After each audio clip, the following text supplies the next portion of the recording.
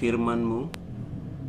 Biarlah kami siap ya Tuhan, dan kami semua membuka hati, membuka pikiran kami, jiwa kami untuk diisi oleh kebenaran firman-Mu, dan juga Engkau menghampiri kami dimanapun kami masing-masing berada, agar kami merasakan kebenaran firman Tuhan berbicara kepada kami. Oleh karena itu Bapa, urapi juga hamba-Mu dalam segala keterbatasannya. Biarlah Engkau yang memakai, Engkau juga bekerja ya Roh Kudus di antara kami, dan Engkau menolong kami memiliki sikap yang benar terhadap firman-Mu, dan mampukan kami, kuatkan kami, teguhkan hati kami untuk melakukan kebenaran firman yang kami dengarkan. Berbicara kepada kami Bapa, kami siap mendengarkan firman-Mu. Dalam nama Tuhan Yesus Kristus kami berdoa dan bersyukur. Haleluya. Amin. Baik Bapak, Ibu, dan saudara sekalian, kita bersyukur malam hari ini bersama-sama beribadah. Saya akan share firman Tuhan.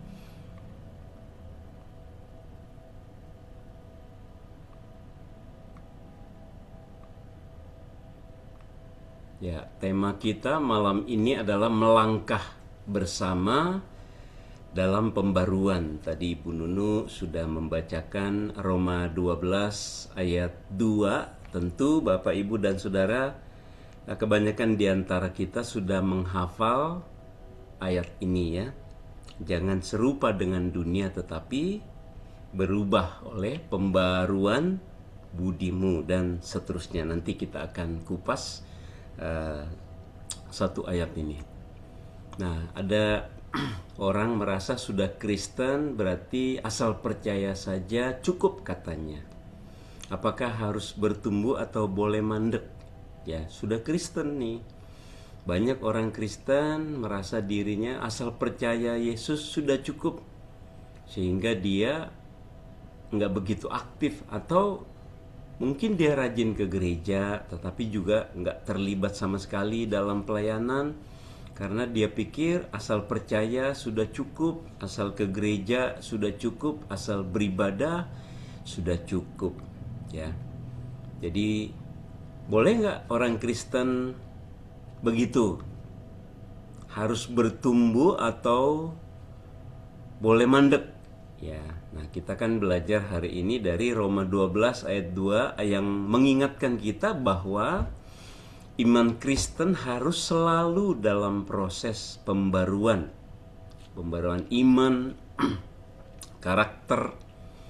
Ya, di Efesus 4 juga nanti akan ada, saya kutip, supaya kita diperbarui dalam pikiran dan roh. Roh itu juga digunakan oleh Alkitab sebagai kata lain dari manusia, ya, atau untuk oknum kuasa gelap atau setan itu menggunakan kata roh, roh jahat. Jadi manusia juga sering diganti dengan istilah kata roh, ya, roh. Penurut itu sebetulnya keberadaan manusia dari aspek rohnya. Nah, di gambar ini ada kesuksesan, kerutinan, rutinitas, kebiasaan, disiplin, macam-macam. Ya, hal-hal yang seharusnya kita mengalami pertumbuhan di sana yang berkaitan dengan seluruh keberadaan hidup kita. Jadi kita nggak boleh mandek. Yang penting percaya, asal percaya. Kepercayaan itu harus dibuktikan juga. Harus ada buktinya, ya. Orang percaya, waktu lalu Pak Gideon waktu khotbah, tanda orang menerima anugerah dia rajin menghafal ayat Alkitab, rajin mengingat, dan juga tentunya rajin rindu melakukan firman itu dalam kehidupan sehari-hari. Nah, Roma 12 ayat 2, bukan ayat 12, ayat 2. Mari kita baca, Bapak Ibu di rumah, nggak usah buka mic, bersama-sama. 1, 2, 3. Janganlah kamu menjadi serupa dengan dunia ini, tetapi berubahlah oleh pembaruan budimu, sehingga kamu dapat membedakan mana kehendak Allah, apa yang baik, yang berkenan kepadanya, dan yang sempurna. Di dalam gambar sebelah kanan ini dituliskan, ada tulisan di sana, firman Tuhan itu bertindak seperti cermin yang bisa memberitahukan kepada diri kita siapa kita, apa keberadaan kita. Ya, jadi firman itu bisa memberikan gambaran mengenai diri kita. Apakah kita melakukan kebenaran? Apakah kita hidup dalam kehendak Allah? Apakah kita mengerti kehendak Allah? Apakah kita jatuh dalam dosa? Ya, firman itu seperti pedang bermata dua.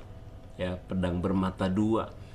Dia bisa berbicara kepada kita, bisa membelah, memberitahu mana yang benar, mana yang salah untuk semua aspek hidup kita. Jadi kita kalau mau bercermin, mau melihat kesalahan kita, apakah kita menyimpang dari firman Tuhan, cermin terbaik yang benar adalah firman Tuhan. Jadi kita harus menggunakan firman Tuhan dalam proses pembaruan budi, sehingga kita dikatakan mampu membedakan mana kehendak Allah, mana yang bukan.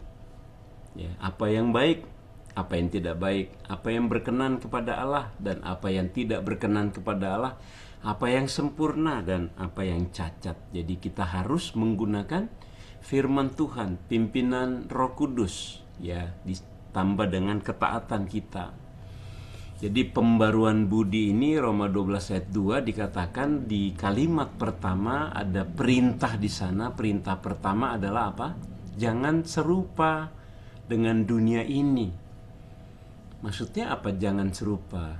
Gaya hidup, cara berpikirnya, ya, cara motivasi hidupnya, tujuan hidupnya.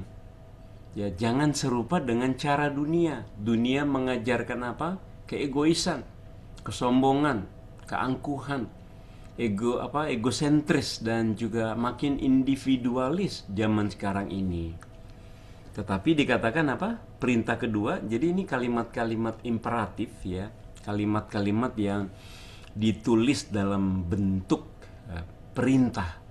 Jadi bukan sekedar saran. Kalau perintah itu sesuatu yang harus dilakukan dan tegas disampaikan oleh firman Tuhan. Nah, Rasul Paulus bilang, janganlah kamu serupa dengan dunia kamu, kita sebagai anak-anak Tuhan.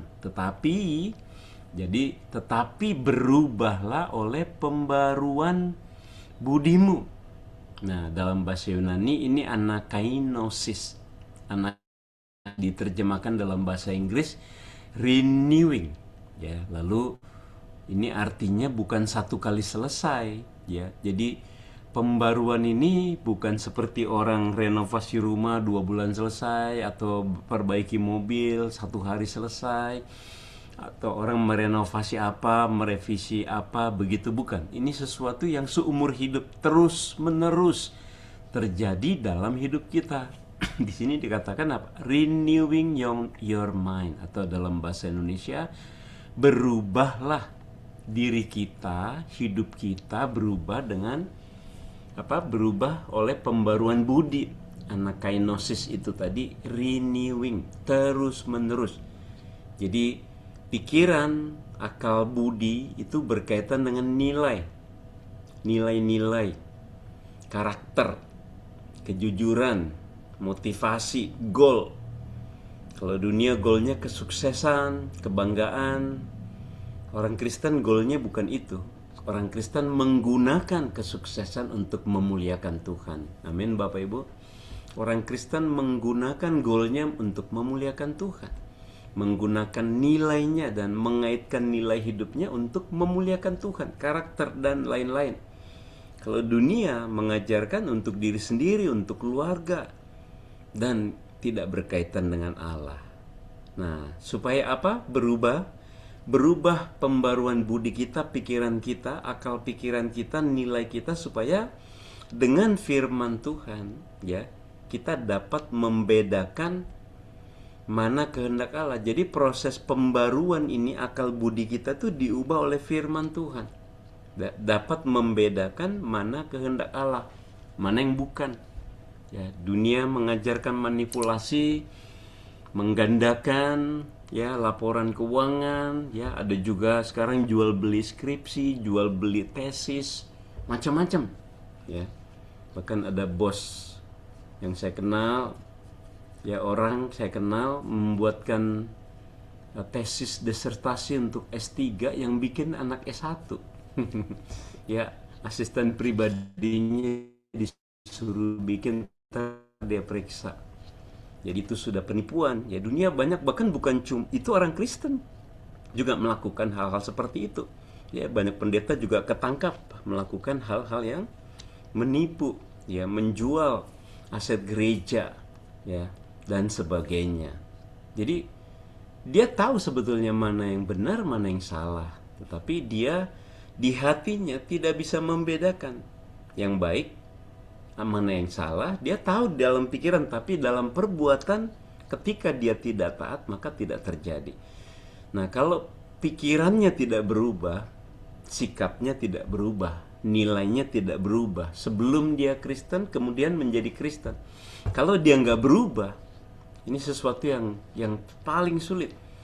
Berubah dari tidak baik, dari manusia lama menjadi manusia yang baru. Langkah pertama, Allah yang bisa membuat kita menjadi manusia baru. Tetapi menghidupi manusia baru itu kita yang harus menghidupi. Nah, itu yang paling susah. Ya, jadi kita hari ini ya diingatkan supaya kita jangan serupa dengan dunia, jangan lagi hidup di dunia yang lama dengan cara manusia lama kita. Tetapi di dalam cara yang baru, yang diubah apa? Akal budi. Alkitab menegaskan yang berubah tuh akal budi dulu, pikiran, roh kita diperbaharui, ya, kemanusiaan kita, spiritualitas kita harus diubah terus menerus seumur hidup, ya, sehingga kita dapat dengan jelas tegas membedakan kehendak Tuhan atau bukan. Tidak otomatis Bapak Ibu kita langsung mampu melakukannya, ini terus menerus belajar. Dan kita juga bisa membedakan mana yang baik, mana yang tidak baik sampai dalam sebuah tindakan yang berkenan kepada Allah. Yang kita lakukan di dalam gereja belum tentu berkenan kepada Tuhan. Ya, kita rajin melayani Tuhan. Betul nggak? Setuju apa nggak? Belum tentu Tuhan berkenan. Kita tampil di mimbar. Kita ikut misi. Kita ikut penginjilan. Kita ikut doa. Ada orang Sabtu pagi tidur, pergi main golf. Belum tentu yang pergi ke gereja ikut doa itu lebih diberkati atau lebih benar melakukannya. Tergantung, bukan tiang gantungan ya, tergantung motivasinya. Orang di luar tidak ikut doa tidak melakukan kesalahan, tetapi orang yang datang ke gereja walaupun dia berdoa, melayani Tuhan, tapi dengan motivasi yang salah, apa yang terjadi? Ya, Tuhan tidak berkenan. Walaupun dia hadir di gereja, mendingan lu tidur tapi nggak melakukan dosa gitu kan, nggak pura-pura, nggak nipu orang, nggak bohongin orang. Bukan berarti lebih baik tidak beribadah, enggak. Beribadah lebih baik, diberkati oleh Tuhan. Jadi sama-sama beribadah kepada Tuhan. Jadi hati-hati melayani Tuhan, selalu jaga motivasi, ya, selalu jaga sikap, ya, selalu rendah hati di hadapan Tuhan dan sesama, ya, ketika melakukan apapun supaya berkenan kepada Tuhan, ya, supaya tidak sia-sia pelayanan yang kita lakukan dan supaya sempurna. Yang sempurna itu seperti apa? Tuhan mau yang sempurna, jangan ada cacat, ya. Seperti saya waktu lalu ada persekutuan, ya, ada ibu-ibu memasak kue bolu, ya, untuk dibagi-bagi di gereja. Ada satu telur dia tahu retak, ada udah mulai mau busuk, kurang bagus sebetulnya, nggak sempurna telur itu, tapi dia pikir harus 10 telur ini baru cukup untuk sekian orang. Akhirnya dia tahu sebetulnya udah retak, itu udah agak bau sedikit, dia campur, orang nggak tahu ini kok, nanti dicampur dengan semua adonan, dengan garam, bumbu-bumbu, ini nggak apa-apa, yang penting telurnya cukup. Dia mengurangi kualitas daripada kue bolu itu. Mungkin manusia nggak tahu, Tuhan tahu, setan tahu, dia sendiri tahu cacat sebetulnya. Betul ya, cacat ya. Tapi begitu mateng, wah, orang kagum kan. Wih, Ibu ini baik lo bikinin kue buat kita. Puji Tuhan. Haleluya. Terima kasih. Wah, banyak orang terima kasih. Padahal dalam hati ibu itu ya minta maaf ya. Saya bikin kue dalam hati aja, dia nggak mau ngomong kan. Dia mengurangi kualitas pelayanannya. Dia mengurangi, membuat cacat pelayanan diri sendiri kepada Tuhan. Jadi nggak sempurna sebetulnya kue bolu itu, termasuk motivasinya, ya, caranya, hasilnya. Tapi yang tahu dia sama Tuhan. Tapi seringkali kita juga seperti itu kan dengan cara kita, karena kalau kita punya motivasi yang salah. Jadi usahakan sempurna, rendah hati, jujur di dalam melayani. Salah sekali, tapi jangan diulangin, ya. Jadi kita harus belajar memberi yang sempurna kepada Tuhan. Kecacatan itu jangan dipelihara. Amin. Nah, sekarang pertanyaan saya, apakah cara berpikir kita sudah diubah oleh firman Tuhan atau belum? Kalau cara berpikirnya nggak dirubah, pasti perbuatannya nggak berubah. Kita mungkin aja bisa main drama, ya, pura-pura baik, pura-pura macam-macam. Orang nggak tahu, seperti tadi ibu-ibu buat kue mau dibagiin, dia bikin kue tapi ada telur yang sudah rusak, tetap dimasukin sama dia, ya. Bisa aja pikirannya kalau nggak dirubah, perbuatannya tidak berubah, atau masih dikendalikan oleh nilai-nilai dunia, kemarahan, kekecewaan, ya. Apa seperti itu Bapak Ibu? Masih dikendalikan oleh nilai-nilai dunia, egoisme, gengsi, ambisi, pengakuan, ya. Kalau nggak diakui marah, kalau nggak diakui cemberut, langsung mengurangi pelayanan, ya. Kalau dunia itu menilai dari apa? Kekuasaan, prestasi, keuntungan pribadi. Tetapi Allah menghendaki apa? Kita diproses, masuk dalam proses pembaruan yang terus-menerus. Alkitab meminta kita apa? Rendah hati. Dalam kitab Efesus, hendaklah kamu selalu rendah hati. Selalu rendah hati, selalu sabar. Ya, selalu sabar, selalu rendah hati, dan selalu lemah lembut. Artinya apa? Ketika kita diperlakukan tidak adil, ketika kita diperlakukan kurang dihargai orang, ya manusia mungkin melakukan itu, tidak menghargai kita, tidak berterima kasih kepada kita. Tapi percayalah, Tuhan nggak mungkin tidak menghargai.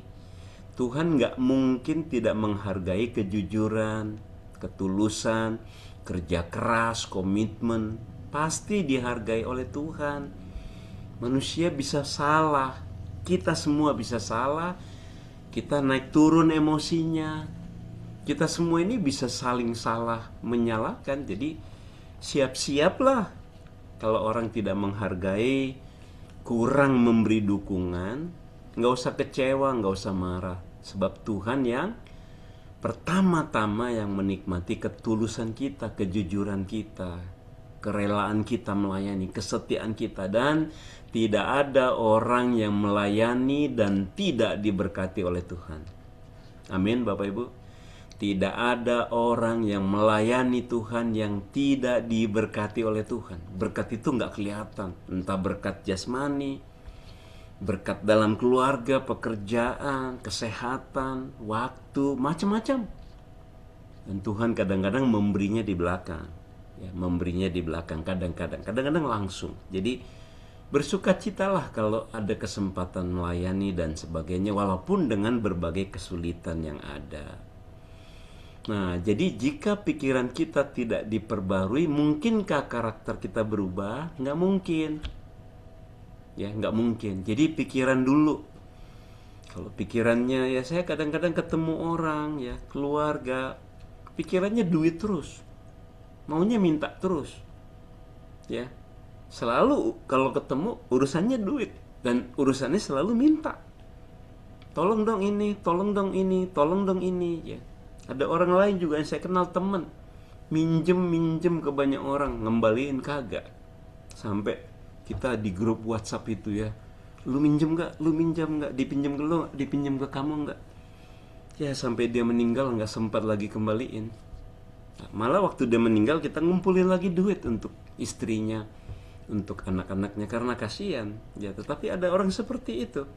Ya semoga kita semua diperbaharui, berubah pikiran, berubah karakter. Amin.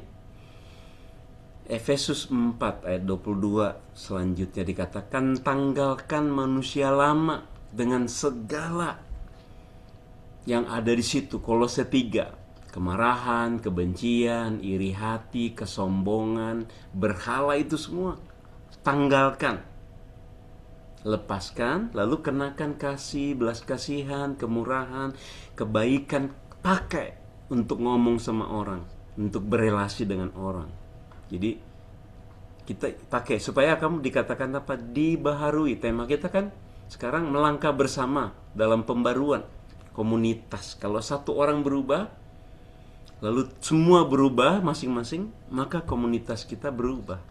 Jadi tanggalkan kesombongan, kemarahan, kekecewaan, ya, dendam apapun kepada siapapun, supaya kamu diperbarui, dibaharui dalam roh.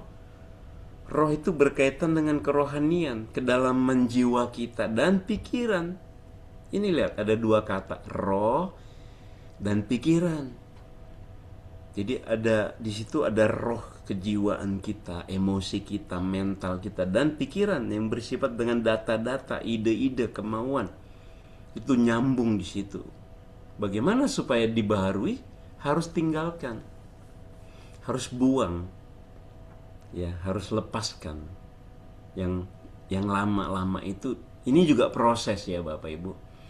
Coba aja tanya pada diri sendiri, makin baik apa enggak kita kepada orang lain, kepada keluarga, makin lemah lembut apa enggak, atau gampang marah, gampang teriak, gampang responsif secara negatif kepada orang. Nah itu coba pikirin, udah berubah belum?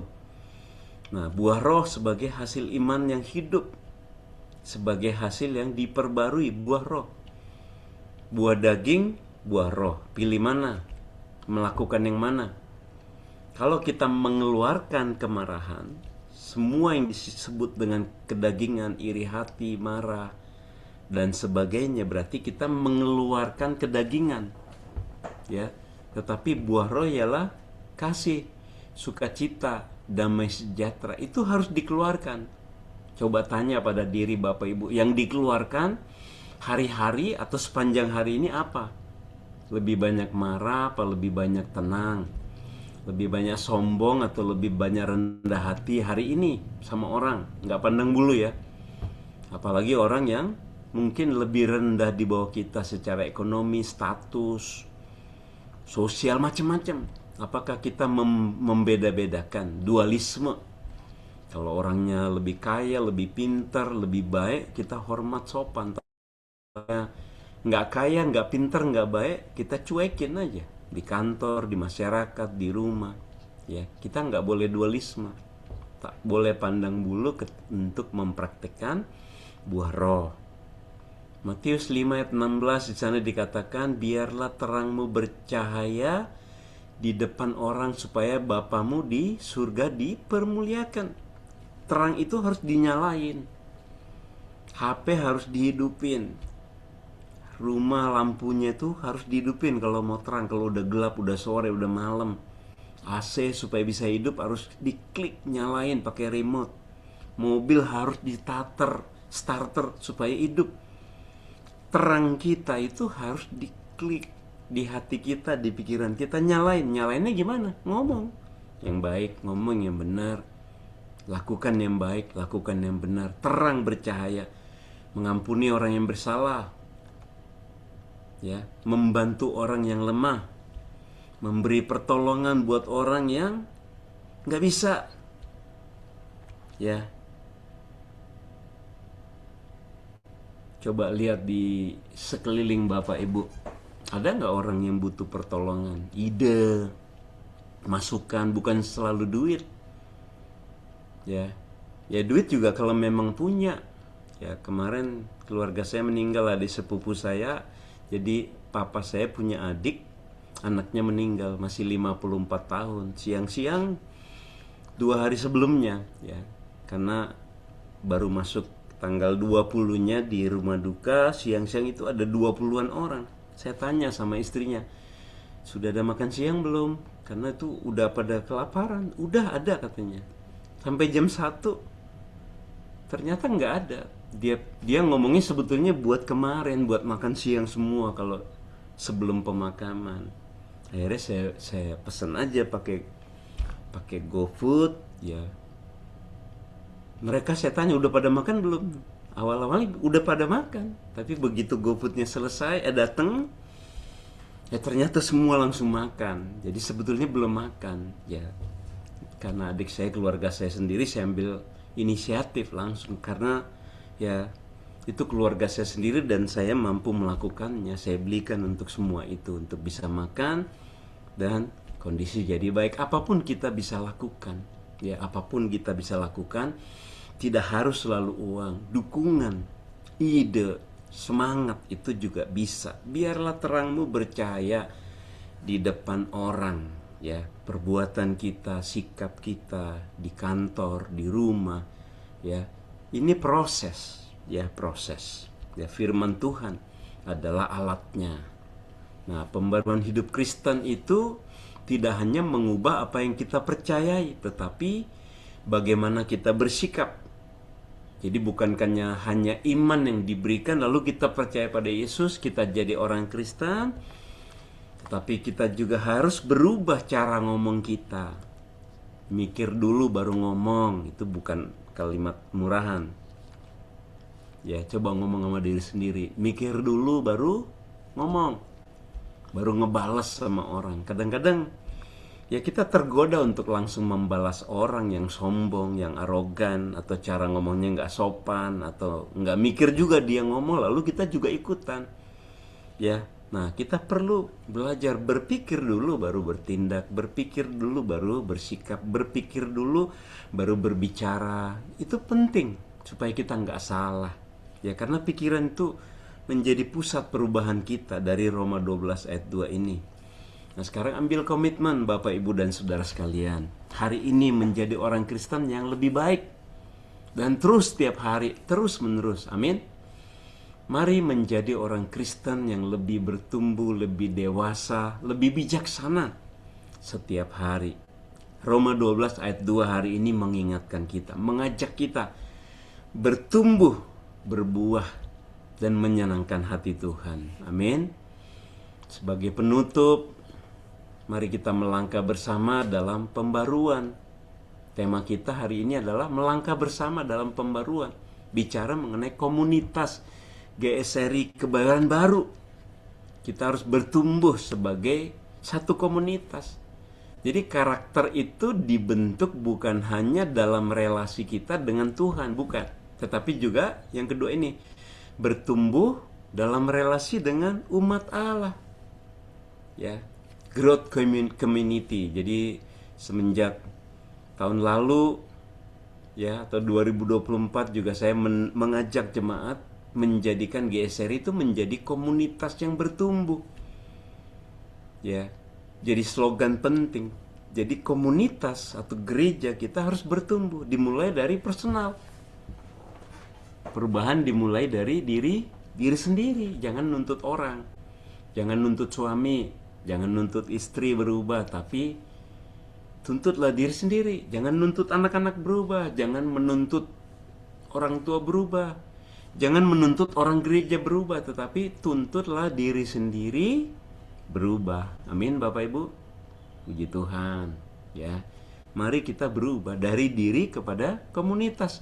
Kalau satu persatu A, B, C, D, si A, si B, si C masing-masing sudah mengubah pikirannya, sudah ditransformasi ya, be transformed by renewing of your mind. Jadi diperbaharui oleh pembaruan budimu masing-masing kita, maka komunitas kita akan menjadi komunitas yang bertumbuh. Di komunitas itu kita saling menegur, saling mengingatkan, tetapi juga saling mendoakan, saling meneguhkan, jangan saling menjatuhkan, jangan ada gosip. Jangan ada menjelekkan orang lain untuk kepentingan diri sendiri supaya dilihat baik. Tolak semua itu. Jangan gampang percaya gosip. Sekarang dunia dalam berita itu banjir. Yang benar yang salah udah susah, apalagi dengan ada AI, video-video banjir, macam-macam bencana itu banyak yang bohong dan sudah sangat canggih AI-nya seolah-olah kebenaran. Hati-hati, hati-hati, bijaksana, jujur, takut akan Tuhan, selalu berdoa dalam setiap situasi. Ya, Ibrani 10 ayat 24 terakhir berkata, marilah kita saling memperhatikan supaya kita saling mendorong dalam kasih dan dalam pekerjaan baik. Ini caranya berkomunitas yang baik, berkomunitas yang bertumbuh, yang bersama-sama masuk ke dalam proses pembaruan. Pembaruan bersama akan terjadi kalau diri sendiri berubah. Dimulai dari pikiran, akal budi. Mikir dulu dengan baik sebelum bertindak, sebelum berbicara. Semua itu proses. Perlahan-lahan kita berubah makin dewasa. Ya, di sini ada gambar Philip Yancey. Ya, udah umur 70-an. Januari ini dia membuat pengakuan. Dia seorang teolog yang sangat terkenal. Dia bukunya itu terjual 15 juta Bapak Ibu. $1 aja satu buku itu udah punya 15 juta US dollar. Keren ya, hebat ya. Dan dia pembicara yang diundang di seluruh dunia di gereja-gereja besar. Dan dia penulis, salah satu penulis paling banyak menulis dan tulisannya paling banyak dibaca selain buku, artikel, dan editor di majalah Christianity Today. Terkenal sekali itu. Bapak Ibu bisa cek di website. Di Januari ini dia mengaku dosanya, dia jujur dan dia minta pensiun, nggak mau lagi berkhotbah, nggak mau lagi nulis, nggak mau lagi jadi editor. Karena apa? 8 tahun ini dia bilang dia selingkuh dengan jemaat, istri daripada suami jemaat. Jadi ini dia kenal semua suaminya. Jadi dia berelasi selama 8 tahun. Dia bilang, kami sudah berhubungan selama 8 tahun ini, saya melakukan dosa. Ya, tidak disebutkan dia melakukan apa saja, tapi dia bilang dia sudah membohongi istrinya, jemaat, keluarganya selama 8 tahun. Padahal dia seorang yang sangat hebat, sangat dipakai oleh Tuhan untuk berkhotbah, menulis buku, membuat artikel, editor majalah yang paling banyak dibaca. Kita semua tidak kebal dosa. Amin Bapak Ibu.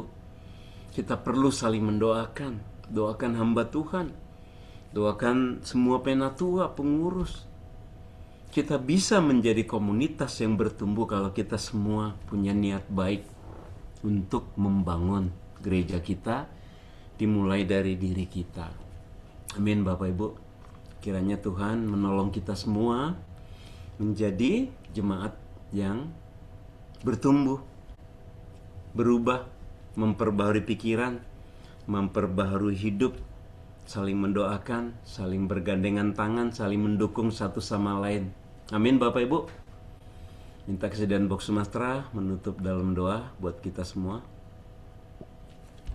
Ya Tuhan, kalau saja kami boleh mengelabui Tuhan dengan penampilan lahiriah kami, maka kami merasa semua berjalan beres. Tetapi firman-Mu malam ini menegur kami sekalian. Engkau bukan Allah yang hanya melihat luar, sehingga ritual itu begitu penting. Tetapi Engkau melihat di dalam kami, batin kami, hati pikiran kami. Dan Engkau mau supaya dari dalam itulah tampil keluar karakter Kristus. Engkau mau supaya kami ada pembaharuan dan terus diperbaharui karakter kami dalam hidup berjemaat dan hidup pribadi juga. Tuhan, berapa banyak kemunafikan yang sudah berjalan di gerejamu, berapa banyak performance penampilan yang kelihatan religius dan bisa juga jabatan. kami mohon Tuhan ampuni. Tuhan kami mohon lagi sekali Tuhan kuduskan. Pulihkanlah, perbaharuilah kami ya Tuhan, supaya kami berhenti dari berbuat yang munafik. Kami jujur di hadapan Tuhan, dan kami mulai dari dalam. Tapi Allah menegur karena tidak pernah ada damai sejahtera yang bisa disimpan dalam hati kalau kami memang melawan Tuhan. Jikalau kami tidak jujur, tidak selaras dengan Engkau, damai sejahtera kami terus terganggu dan Roh Tuhan terus menegur kami. Bapa, malam ini kami sudah dengar firman-Mu. Kami akan mengakhiri persekutuan kami. Kami akan kembali ke tempat kami masing-masing. Tapi Tuhan, kami mohon Roh Kudus terus mengingatkan kami.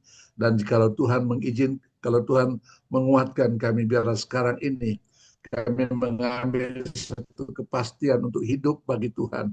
Menanggalkan, membuang, menolak semua hal-hal yang berbentuk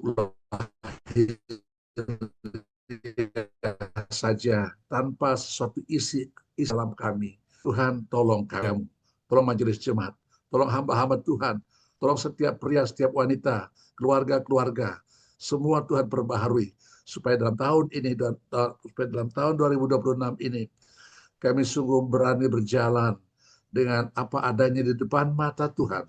Kami selalu hidup senantiasa di hadirat Tuhan. Bapa, kami akan tinggalkan tempatnya, kami akan kembali. Biarlah Tuhan berikan kepada kami anugerah damai sejahtera Yesus Kristus, kasih apa penyertaan Roh Kudus itu. Biarlah berkat Allah yang esa ini tercurah dan tinggal atas kami sekarang ini sampai selama-lamanya. Terpujilah namamu ya Allah, demi nama Yesus Kristus. Haleluya. Amin. Amin.